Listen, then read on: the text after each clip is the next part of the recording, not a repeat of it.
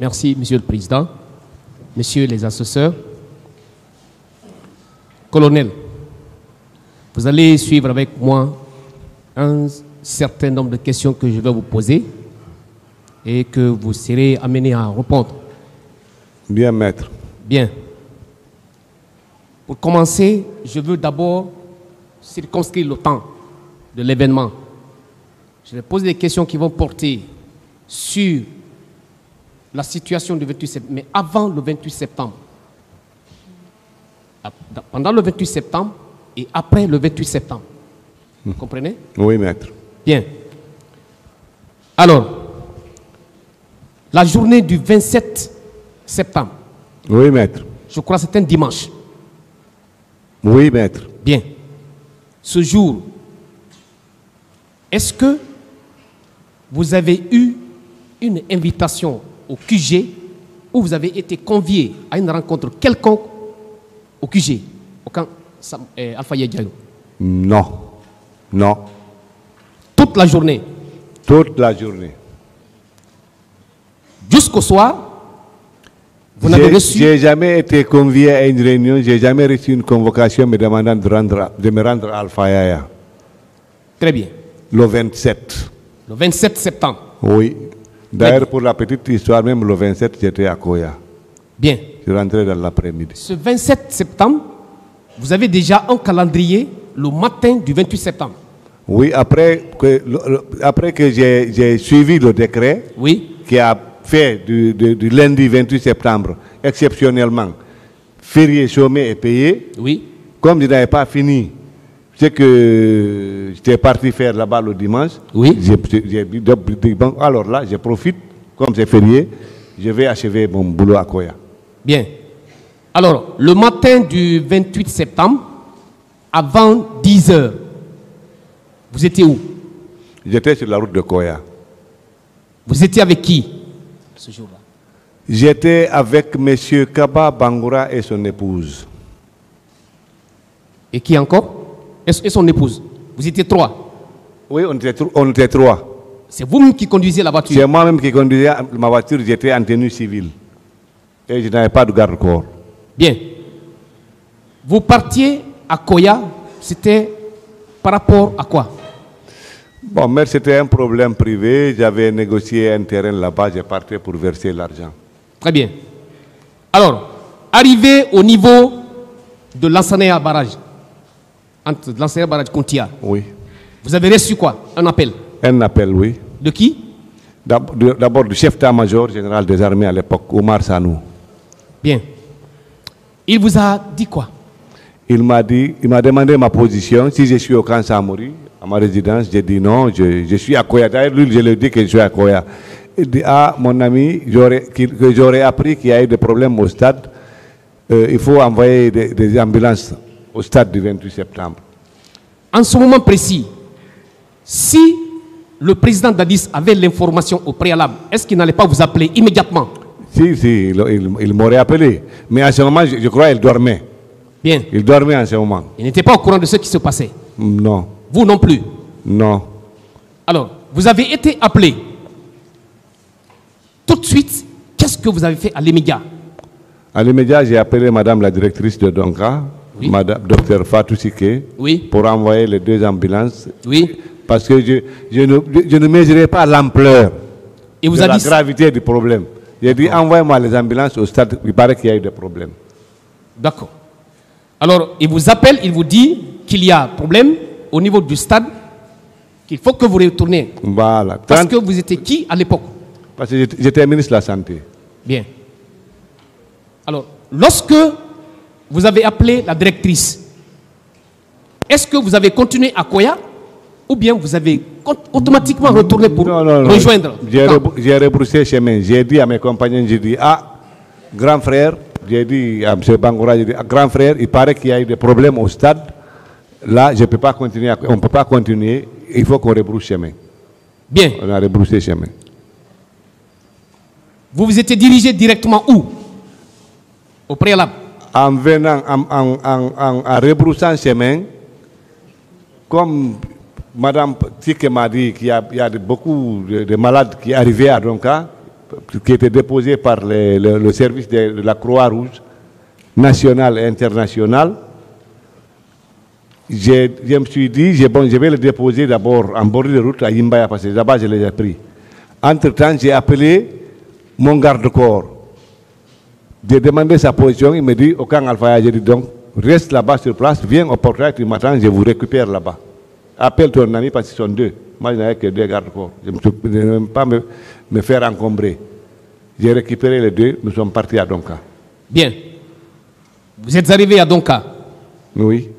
Après Donka, vous êtes parti au camp Samori. Au camp Samori pour me changer. Pour vous changer.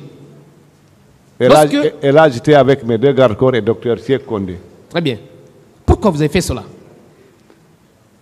C'est pour pouvoir aller chercher les clés de la pharmacie centrale de Guinée pour sortir les kits pour la prise en charge des blessés, des malades qui viennent du stade. Bien. Il y a un avocat de la partie civique qui avait posé la question de savoir est-ce que ce n'était pas opportun pour vous, lorsque vous quittez le camp, de venir directement à Donka que de partir au camp Alpha Diallo. Pourquoi vous êtes dirigé directement au camp Alpha Diallo? Pourquoi vous êtes dirigé d'abord pour aller chercher les clés? C'est parce que je n'avais personne avec moi que je pouvais envoyer. Oui. Parce que sinon, bon, pour moi, il y a des risques. D'accord, j'ai accepté ces risques. Mais il fallait chercher Dr Diallo, Dr Abdourahmane avec les clés. Malgré le risque, je suis allé. Je lui ai pris. Entre-temps, comme mon chauffeur m'a appelé, il m'a dit qu'il est au camp là-bas. J'ai dit, bon, ok, toi aussi tu m'attends là-bas. Au lieu de continuer, parce que moi j'ai connu la voiture, de continuer à la pharmacie centrale de Guinée, mon chauffeur est là, la voiture est là. J'ai dit, bon, allez, vous continuez. Moi, je suis venu vous rendre compte au président Dadis. Si je comprends bien, vous avez estimé que la personne qui détient les clés peut valablement aller faire le travail, ouvrir le magasin et ravitailler les blessés. Bien sûr, parce que même si je suis avec lui là-bas, ce n'est pas moi qui vais ouvrir les portes et ce n'est pas moi qui vais prendre les trucs, c'est leur travail à eux. J'ai estimé que le docteur Abdourahmane peut faire ça, c'est son travail. Est-ce que, en ce moment, votre présence physique, pendant que les clés ont été remises à docteur et qu'il est sur la route pour aller ouvrir le magasin de Pharma Guinée, est-ce que votre présence maintenant physique était nécessaire là-bas? Moi, à mon avis, ma présence physique n'était pas nécessaire. Bien. Sur les lieux, en ce moment. Très bien. Alors, lorsque vous avez remis les clés, et le chauffeur, et le véhicule, et le docteur, ils sont tous partis vers le Pharma Guinée. Oui. Vous êtes dirigé vers le camp. Oui. C'était pour aller rencontrer qui? Le président de Dadis. Le président de la République. Oui. Pourquoi vous avez eu cette idée d'aller rencontrer d'abord le chef de l'État? C'est parce que je devais lui rendre compte de ce que j'ai vu à Donka, et puis je devais lui demander des moyens pour pouvoir prendre en charge ses blessés. Bien. Alors, à supposer que vous n'étiez pas parti rencontrer le chef de l'État, est-ce que vous pouvez débloquer la situation par rapport à la crise qui était présente? Non. Vous avez estimé que la personne de ressources, c'était le chef de l'État pour pouvoir prendre une décision par rapport à la gestion de la crise? Oui. Lorsque vous êtes parti voir le chef de l'État, quelle a été sa réaction première? Sa réaction, je suis venu, je lui ai rendu compte, il dit oui, mon ami, il dit, je sais déjà. Parce que là, il était assis, il était en colère.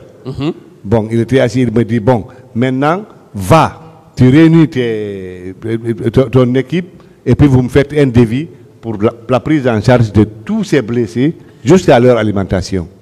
Bien. Et pour matérialiser cette réaction positive, il y a un montant qui a été mis à votre disposition. Oui. Combien? 1,422 millions. Et les virgules que j'ai oubliées parce que ça fait un peu longtemps. C'est 1,422 millions. Oui. Étaient destinés à quoi? À l'achat des médicaments, l'achat des pansements, l'achat des consommables, l'achat des clichés radio, l'achat des réactifs de laboratoire et la nourriture des malades. N'est-ce pas là une action d'assistance aux victimes? Oui. Une des actions d'assistance aux victimes. Oui. Très bien. Lorsque vous avez reçu cet argent et que ce qui a été recommandé a été acheté, mis à la disposition du personnel médical et les blessés ont commencé à être pris en charge, n'est-ce pas? Oui, maître. Maintenant, ces blessés qui ont été pris en charge à travers ce montant qui a été débloqué par le chef de l'État. Oui, maître. Est-ce qu'il y a un cadre ou le personnel de la santé qui s'est plaint de l'insuffisance des moyens mis à leur disposition? Non. Non. Est-ce qu'un cadre de la santé a été victime d'une agression quelconque de la part de qui que ce soit dans l'enceinte de l'hôpital par rapport au travail qui doit être fait? En tout cas, je n'ai pas été informé. Bien. Je n'ai pas été informé de ça. Aucun ne s'est plaint chez moi. Bien. Alors, venons aux faits qui sont mis à votre charge. Oui, maître. Vous êtes poursuivi selon l'ordonnance des faits de non-assistance à personne en danger. Vous connaissez ce que c'est? Oui, oui, maître. Bon. En termes très simples, vous avez refusé, pendant que vous avez la possibilité, oui, vous étiez présent d'assister une personne qui est dans une situation de détresse. C'est ce que ça veut dire. Oui. Est-ce que vous avez refusé d'accomplir toutes ces actions relativement à l'assistance de ces personnes victimes? Non. Non. Docteur. Oui, maître. Je ne reviendrai pas sur des questions qui ont été déjà posées par mes collègues de la défense. Oui. Qui viennent démontrer éloquemment les actions entreprises de part et d'autre par rapport à ces événements. Seulement, je voudrais une confirmation. Oui, maître. J'ai un procès verbal de partie civile en main ici. Oui. Oui. C'est un certain monsieur Yacouba Bari. Yacouba Bari, marchand, né en 1963. Il dit, à la question qui lui a été posée, il répond ceci. Oui, maître. Aux environs de 17 h, lorsque je me suis réveillé, Dr Ablaye Chérif Diaby a ordonné qu'on me fasse le pansement de ma jambe et des autres blessures. Oui. N'est-ce pas là une assistance? Oui. À une victime? Oui. Bien. Dans le rapport de la commission d'enquête nationale, à la page 16, avec la permission de Monsieur le Président, docteur, vous allez suivre ce qui a été rapporté. Oui, maître.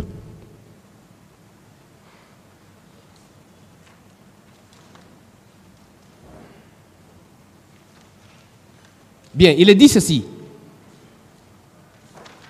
À la date d'aujourd'hui, non, page 17, s'il vous plaît, il est établi que tous les corps retrouvés ont été ensevelis selon les traditions et les tombes ont été répertoriées.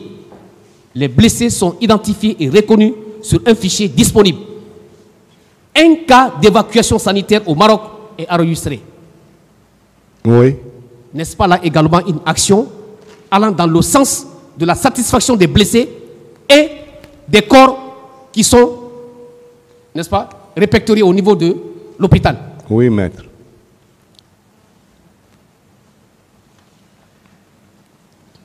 D'accord.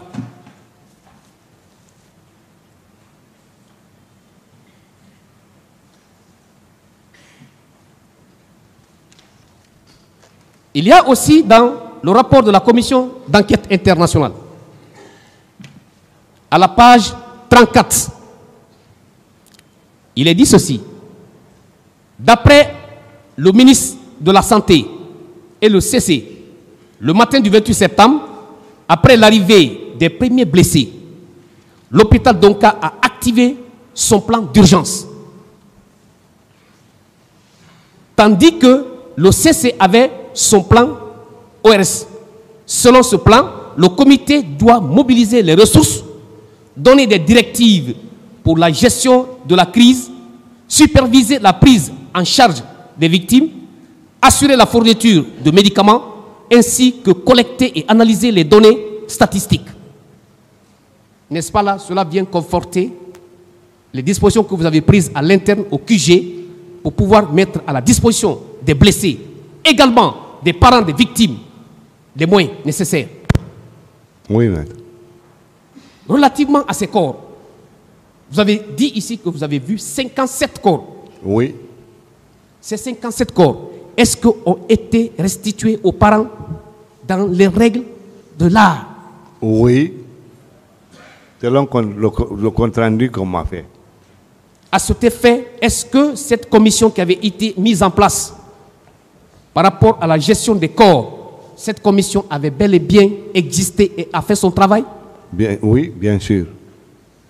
Est-ce qu'il y a un parent d'une victime quelconque qui a déposé plainte pour dire que parmi les 57 corps, il y a un qui n'a pas été retrouvé? À ma connaissance, qui n'a pas été restitué? à ma connaissance, non, je n'ai pas reçu de plainte. Et je n'ai pas entendu parler. Bien. Le même rapport, le dernier paragraphe de cette page 34, dit ceci. Point 155. Tous les membres du personnel médical ont été appelés afin de prêter assistance. Le CC a donné l'alerte en demandant à ses partenaires d'assurer la disponibilité des médicaments. La CRG, c'est-à-dire la Croix-Rouge guinéenne, appuyée par le CICR, le Comité international de la Croix-Rouge, ainsi que les ambulances des hôpitaux de Donka, Ignace Dine et des centres médicaux communaux, s'est chargé du transport des blessés. Monsieur le ministre. Oui, maître. Ce rapport, c'est une commission d'enquête internationale. Oui, maître. Qui est crédible, qui a été acceptée par toutes les parties prenantes. N'est-ce pas là également la preuve que votre département, à la charge, n'est-ce pas, de cette crise-là, avait mis et a mis toutes les dispositions, a pris toutes les dispositions nécessaires pour la satisfaction des victimes. Oui, maître. Et ça, c'est confirmé par le rapport. Les deux rapports d'enquête nationale et internationale. Oui, maître. Bien. Je veux un peu revenir sur le comité de crise que vous avez mis en place. Ce comité était composé de qui et qui? Il y avait entre autres Dr Diakité, qui était le président, Dr Cheikh Kondé, qui était directeur national de l'établissement hospitalier, qui était vice-président. Oui. Il y avait la Dr Harirata, qui était directrice nationale des hôpitaux et des pharmacies, oui. Bon, entre autres. Il y avait Dr professeur Hassan Ba de la médecine légale, il y avait le professeur Baldi, qui était président de l'ordre des médecins guinéens, entre autres quoi. Bien. Alors, toutes ces personnalités qui ont été réunies pour un travail dans cette situation de crise nationale, est-ce que cette commission ou ce comité est parvenu à un résultat probant? Oui. Oui. En faisant quoi? En prenant en charge tous les malades, oui, jusqu'à leur sortie. Et je vous ai dit hier, je répondais à la question de, je crois, d'un des avocats là-bas. On ne m'a jamais rapporté que parmi ces blessés, quelqu'un est sorti avec des séquelles physiques. Parce que c'est très important. Personne n'est sorti avec des séquelles physiques en ce que je sache. Je ne dis pas psychologique, mais physique, non. Bien. Vous avez dit à cette barre ici que vous êtes un officier sans troupe. Oui. Vous le confirmez? Oui, je le confirme. Et si c'est ainsi, que vous êtes un officier sans troupe, ça veut dire que vous ne pouvez pas avoir une compagnie derrière, pas ni un commandement derrière, non, ni un contingent derrière, non, ni encore moins non, un bataillon. Non. Est-ce que vous êtes en mesure d'empêcher que le corps médical puisse avoir accès aux malades? C'est pas possible. Même si je n'étais pas médecin, c'est pas possible. D'abord, je suis médecin, et comme vous le dites, officier sans troupe. Sans troupe. Voilà. Et je suis médecin clinicien. Très bien.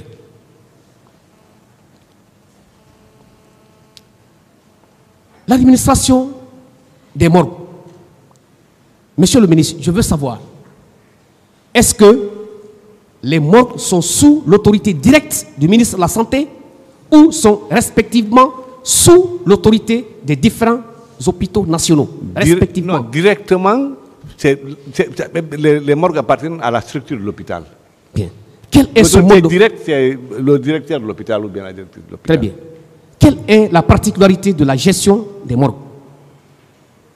En d'autres termes, est-ce que c'est une ONG qui peut gérer les morgues ou bien c'est l'hôpital central qui gère les morgues? Bon, moi, à mon temps, au fait, c'est une société qui gérait les morgues. Les morgues. J'ai trouvé ça là-bas et j'ai laissé comme ça. Je n'ai pas dérangé.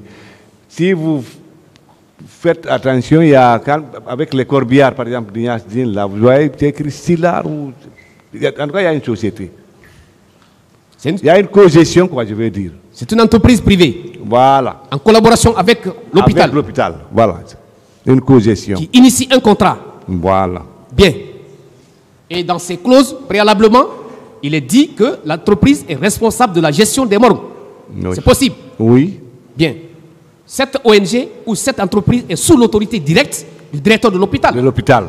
Le ministre de la Santé, en réalité, il n'a rien de direction par rapport à cette entreprise. Oui. Seulement, vous avez un contrôle direct sur le directeur. Oui. Très bien. Vous, en votre qualité de ministre, est-ce que vous étiez obligé d'être au chevet direct en tant que médecin au niveau des malades? Non, non, non. Vous recevez les ordres? Moi, je donne des ordres et puis j'exécute. Je ne peux pas être au chevet des malades quand même. Bien. J'étais ministre de la Santé quand même.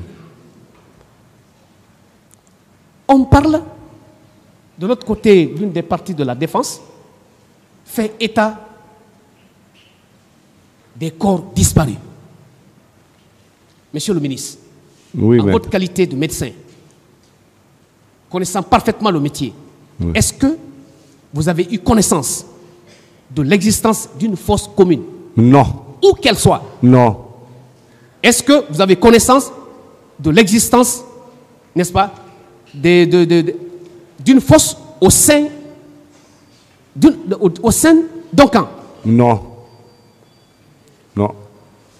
Est-ce que le nombre des corps qui vous ont été, dont l'information vous a été remontée, 57, est-ce que ces corps ont été inhumés avant la remise respective à leurs parents? Non. Ce jour où il était question de mettre les corps à la disposition de nos parents, quels sont ceux qui étaient habilités à être présents? Le comité là. C'est le comité de restitution dirigé par le ministre Sano à l'époque, et qui comprenait entre autres le général Toto, oui, les religieux, oui, le professeur Ba, oui, patron de la médecine légale, les deux directrices des hôpitaux, entre autres. Pensez-vous que ce choix de ces personnalités, c'est du fait du hasard? Non. C'est en tenant compte des critères sélectifs, oui ou non? Oui, oui.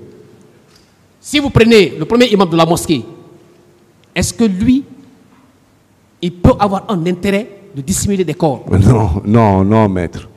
Je crois pas. Prenez Vincent Koulibaly, l'archevêque de Conakry. Est-ce qu'il peut avoir l'idée quelconque, la volonté de dissimuler les corps? Non, non, non, non, non. Vous prenez le ministre Koutoubou. Non. Aucun intérêt, non? Très bien. D'accord. Alors,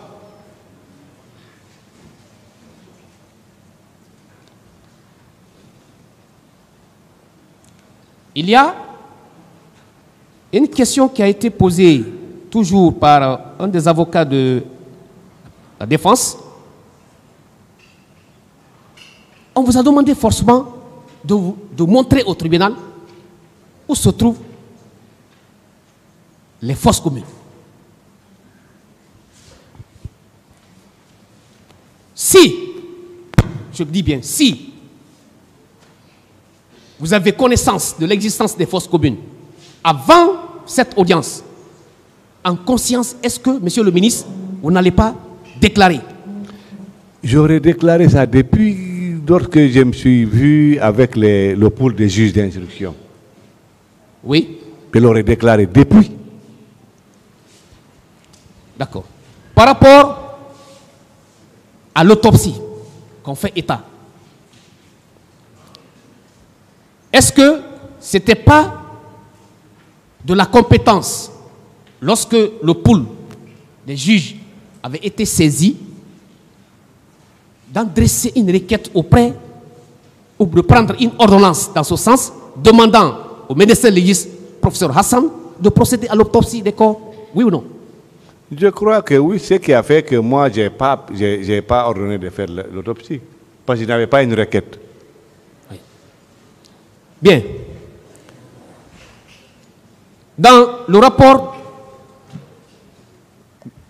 la commission d'enquête nationale, dans son rapport,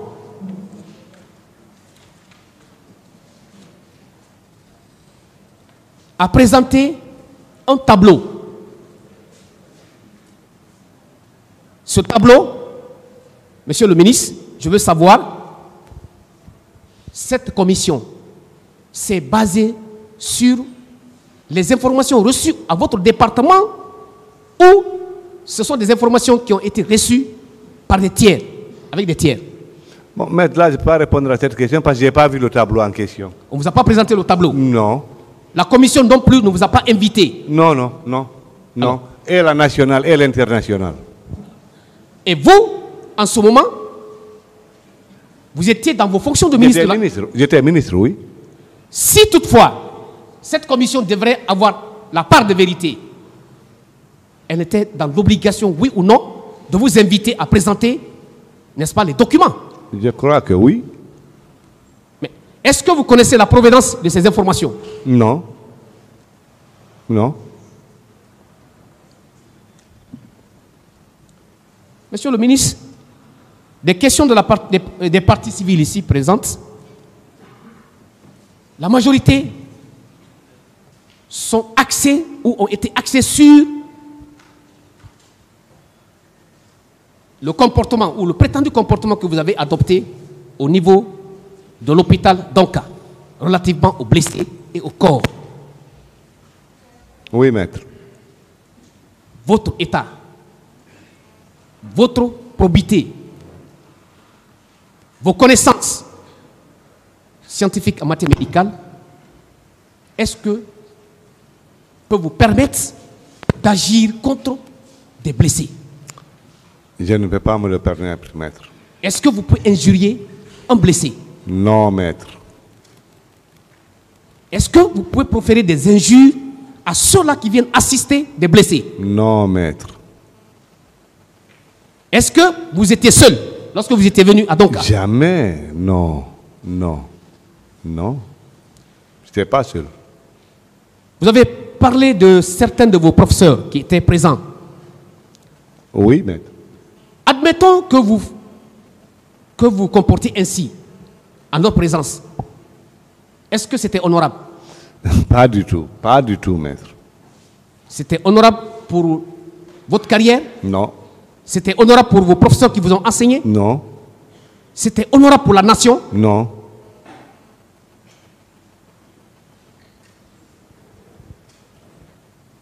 D'accord.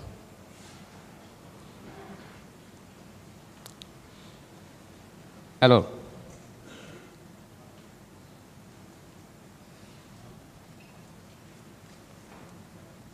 monsieur le ministre, oui, maître. Je voudrais également savoir, à travers le décret qui vous nomme au poste de ministre de la Santé. Oui, maître. Il y a une question qui était venue de la partie civile. Oui. Que cette nomination, c'était en connaissance de cause. Oui. Que parce que vous devrez faire des actions allant dans le sens de satisfaire une personne Oui, maître. Mais je veux demander, est-ce qu'il n'est pas du ressort du chef de l'État d'exercer son pouvoir discrétionnaire, nommer qui il veut, dans les fonctions qu'il veut? Oui, je crois. Avez-vous vu en Guinée un ministre de la Santé qui n'a pas fait la médecine? C'est très rare. C'est très Je rare. crois pas. C'est rare. C'est parce que vous avez des compétences en la matière. Je crois que oui. Bien. Et par rapport à mon poste Oui. au sein de l'armée, Oui. directeur général du service de santé des armées de toute la Guinée. Oui. Le shérif Diaby. Oui. Et je reste dans mes bottes. Oui. Mes questions sont précises et c'est de nouvelles questions. Mais bien avant, nous allons régler des petits détails parce qu'il faut éviter que certains citoyens ici sortent avec des idées nébuleuses autour de la qualité d'officier de police judiciaire. Vous, à l'époque des faits, vous étiez directeur national. Oui ou non? Oui. Est-ce qu'en ce moment, vous avez l'habilitation? Non. L'actuel code de procédure pénale, en date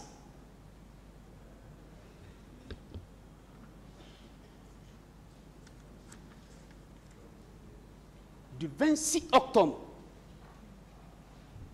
2016, parce qu'on a évolué. Les articles 13 traitent la question de qualité d'officier de police judiciaire. Mais l'article 14 précise dans un alinéa que je fais lecture grâce aux auspices de Monsieur le Président.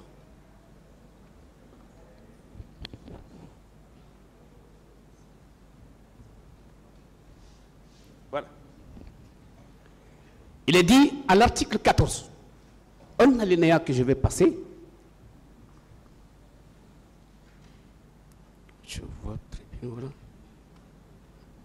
Bien. Lorsqu'ils appartiennent à un service dont la compétence excède le ressort de la cour d'appel, la décision d'habilitation est prise par le procureur général. Et je vais, en gros, la qualité d'officier de police judiciaire est traitée à l'article 13.